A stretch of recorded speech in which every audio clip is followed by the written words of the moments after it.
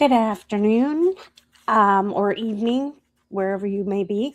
I just wanted to bring something to people's attention. I don't know if any. well, Sorry about that. Good afternoon. Um, this is going to be just a really short video. I just wanted to um, bring some attention to the Clancy case in case you haven't heard of it or you're not watching the trial. She's the mother from um, Massachusetts who killed her three kids, and she's claiming that she was experiencing postpartum psychosis at the time, and it's a really interesting case. I think that it brings a lot of attention to something that people don't talk about much, which is postpartum depression, postpartum psychosis.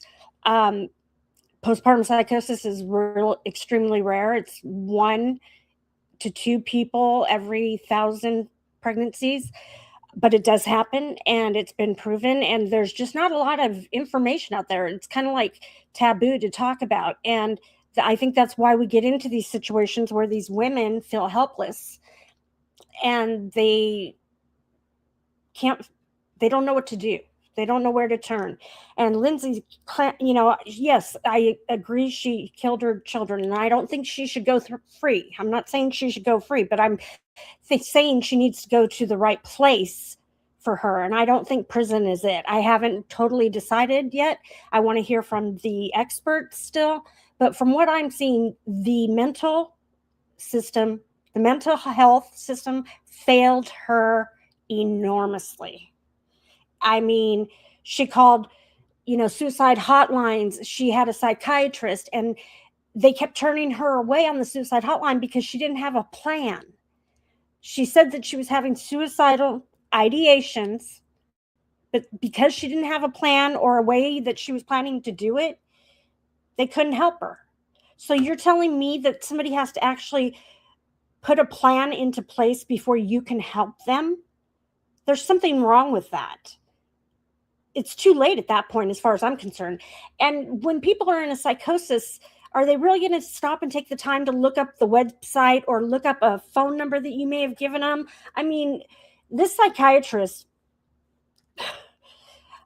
she might want to rethink her, career choice, because she has yet to even show or portray any type of um, regret or hindsight or anything. She still thinks that she did nothing wrong, and it's so crazy. So if you get a chance, go watch Melanie Little's coverage of the last 2 days of testimony. Friday was the direct of her psychiatrist direct questioning, and today was Kevin Reddington's cross. And I'm disgusted with how bad we let this woman down. Yeah, I think it could have. I think it was preventable, most definitely, and it breaks my heart that she didn't wasn't able to get the help she needed. She did all the right things. She took herself to the emergency room. She admitted herself to a psychiatric hospital. She found a psychiatrist. She was going to therapy. She was taking the meds, and she was changing the meds, and that's what I wanted to go over today. Is all she saw this psychiatrist from September, was it 15th, to January 23rd. Yes, January 23rd, the day before she killed her children, she had an appointment with this psychiatrist.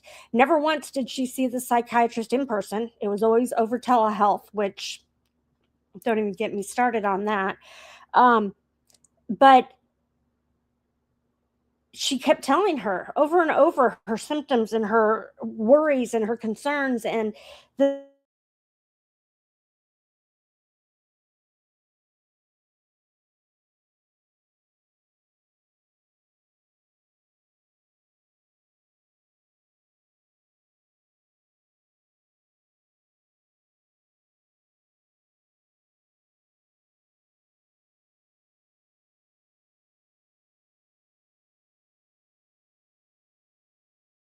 I'm sorry. Okay. So now where was I? It's just, and anybody that knows anything about psych meds knows that you can't, you've got to give them time to work. Okay. You can't be changing them every week or even every 2 weeks. You've got to give them a chance to get in the system to see if it's going to agree with them. And I got to tell you, what I saw here, I wrote down every single appointment and every single medication that she was taking. And we all know that there are some medications that if you have bipolar disorder, they will make you go crazy. They'll make you go psychotic. So is that what happened? She never once thought that it could be postpartum depression, this doctor, even though she says that her expertise is in postpartum. She became a private practicing psychiatrist literally, I think 3 days before her first appointment with Lyndsey. She's just a baby. I mean, and there's nothing wrong with that. But don't be afraid to ask for help if you're in over your head. And I think she was in over her head with Lyndsey. I really, truly believe that. So let's just go over some of these meds, or let's go over all of them, okay? And that's all I wanted to do really today, is just to show you what kind of yo-yo seesaw type crap they were putting Lyndsey through, and ask yourself, was this preventable? Because I most certainly think it was preventable. Okay. She was discharged from McLean. Oh, no, sorry. That was later on in here. Okay, sorry. Drop all that. Start over. Okay. First of all, in nursing school, Lyndsey was on Prozac and Wellbutrin and had no side effects from those two meds. And she made it perfectly clear to this psychiatrist of that. She told her that, okay? But not once did this psychiatrist ever prescribe those two meds. Why wouldn't you? If they worked for her in the past and she didn't have any side effects, why wouldn't you? Is it an ego thing? I don't know. Okay, so she goes, or she doesn't go. She has an appointment by telehealth with Dr. Jennifer Tufts, okay, who was her psychiatrist, and she became a psychiatrist 6 months prior to meeting with Lyndsey. On September 15th, 2022, her first visit, she was given a prescription for 25 milligrams of Zoloft. And then it was increased to 50 milligrams after 2 weeks. Okay. And that's also known as sertraline. Then on September 28th, this is 13 days later, she found out that Lyndsey's not taking the Zoloft because she's afraid of meds. And yet the Commonwealth and all the trolls want you to think that she was drug seeking, but yet she didn't even start taking these meds because she's afraid of them. And Kevin Reddington got the psychiatrist to admit that she was afraid of meds. Doesn't sound like somebody that's drug seeking to me. October 3rd, she started therapy with Ms. McAllister. Okay. October 20th, she's taking the Zoloft now. And Dr. Tufts suggests trying supplements also. Okay. October 21, the very next day, she tells her to stop the Zoloft and start Ativan, PRN. She started at 0.5 milligrams times 1 week to see how that works for her as far as sleeping and whatnot. Okay. October 26th, she's put on Buspar or Buspirone, which is another name for it. Hydroxyzine, which is another type med like Benadryl, only it's prescription only. And she's still gone on the Ativan. Okay. November, then November 2nd, she found out that Kelsey, that Lyndsey never started the boost bar. She was too afraid of it. She decreased the Ativan. She wanted to start decreasing the Ativan every 2 weeks. So by 25 milligrams. So she was supposed to go from 1 milligram to 0.75, which I wrote a question mark next to because I thought that she started her on 50 or 0.5 milligrams times 1 week. And she didn't tell us that she increased it at any point. So why all of a sudden is she at 1 milligram? I don't know. Nobody ever inquired that. But anyway, she wants her to start tapering that down. On November 22nd, she started at the perinatal clinic, and they put her on Prozac. She's still taking the Ativan and Benadryl. She's taking the Benadryl to help her sleep. I don't know if she's taking the hydroxyzine also or not. It doesn't say. On December 1, okay, this is all the things that she told her psychiatrist that she's on. She's still on the Ativan, Benadryl, and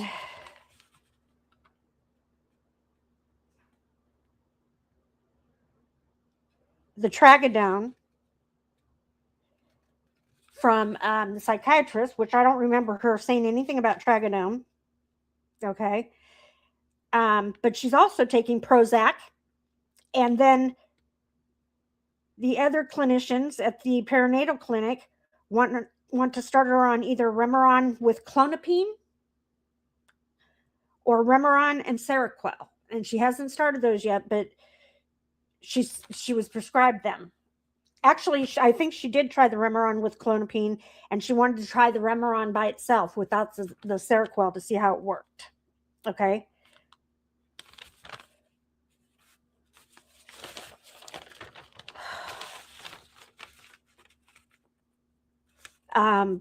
This psychiatrist also suggested Lamictal,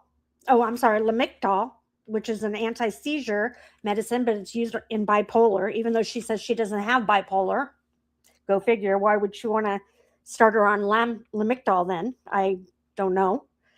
December 16th, she's on Valium, diazepam, and Seroquel, and she starts Lamictal. Doesn't say anything about the other meds, though. Is she still taking Tragadone, Ativan, Benadryl, Prozac, and Remeron, and Remeron? Who knows? They don't say. Then in between visits, she was admitted to McLean Mental Hospital to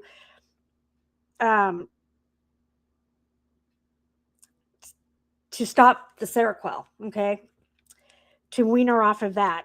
She was discharged on 1/5/2023, and the very next day, on January 6, 2023, she goes to the psychiatrist.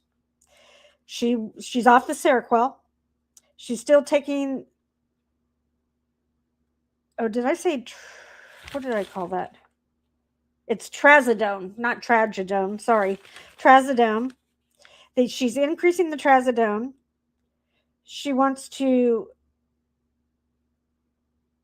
back up to 1 milligram of Ativan, but she suggests melatonin.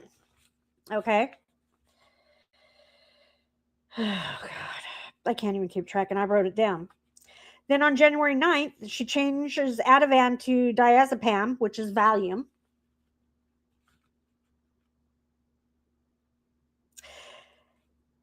They exchange emails on January 11th about ketamine therapy.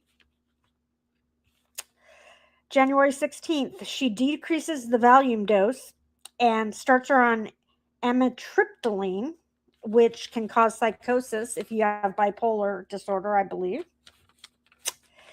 And then January 23rd, the day before the murders, she's still on diazepam, and she increases her amitriptyline, even though she says that she's having side effects from it.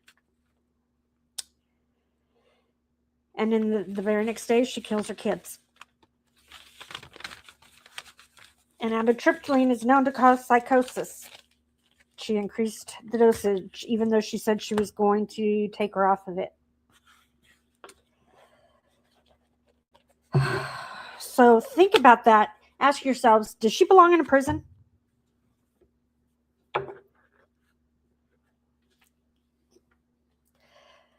I don't know. So that's it for that. Don't forget to like and subscribe. Leave a comment what you think about this, how you feel about this case. I know they're being watched. The nations, they're being watched internationally. You know, I mean, I think now we've gotten to the point where anytime there's a case from Massachusetts, they're going to be internationally scrutinized because of all the shit that's going on in Massachusetts. But anyway, don't forget to like and subscribe. It's free. And don't forget, tomorrow's the first day of the rest of your life.